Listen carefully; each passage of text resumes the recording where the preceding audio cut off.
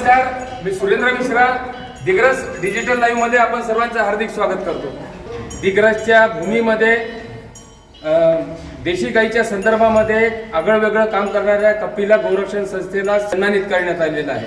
या संदर्भामध्ये संस्थेच्या पदाधिकाऱ्यांशी आपण चर्चा करूया. त्यांची भूमिका काय होती आणि शासनाने कोणत्या उद्देशांनी त्यांच्या संस्थेला सन्मानित केलेलं आहे. आपण पाहत आहात दिग्रस डिजिटल लाईव्ह, एक सर्वांगीण माहितीचं चॅनल. सन 2011 पासून दिग्रस येथे गोवंश वृद्धी, गोवंश संवर्धनाच्या दृष्टीने कार्य करणाऱ्या कपिला गोरक्षणमध्ये गायीच्या विविध देशी प्रजाती संवर्धन केल्या जातात, मुरघास उत्पादन केले जाते. याशिवाय पंचगव्यापासून विविध वस्तूच्या निर्मितीचा देखील प्रकल्प सुरू करण्यात येत आहेत. 26 जानेवारीचे औचित्य साधून पालकमंत्री संजय राठोड यांच्या हस्ते या संस्थेला सन्मानित करण्यात आलेले आहे. या संदर्भात घेण्यात आलेला हा आढावा.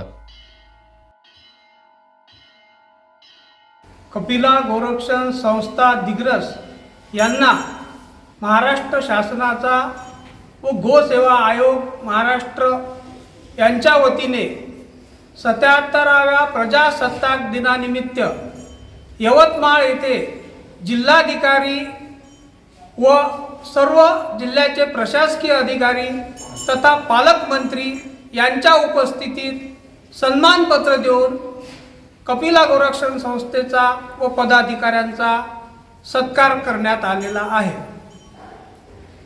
हा पुरस्कार देण्यामागचा शासनाचा उद्देश असा आहे की देशी गोवंशाचे संवर्धन व पालन व त्यापासून देशी गायीपासून निर्मित दूध, तूप, शेण, गोमित्र इत्यादी सर्व शेतीसाठी प्राप्त व्हावे असा शासनाचा उद्देश आहे आणि त्या कार्यामध्ये कपिला गोरक्षण संस्था अविरत कार्य करीत आहे.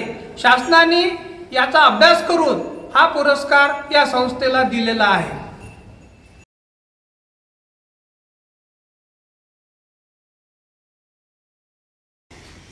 आज कपिला गोरक्षणला जिल्हा स्तराचा जे पुरस्कार मिळालेला आहे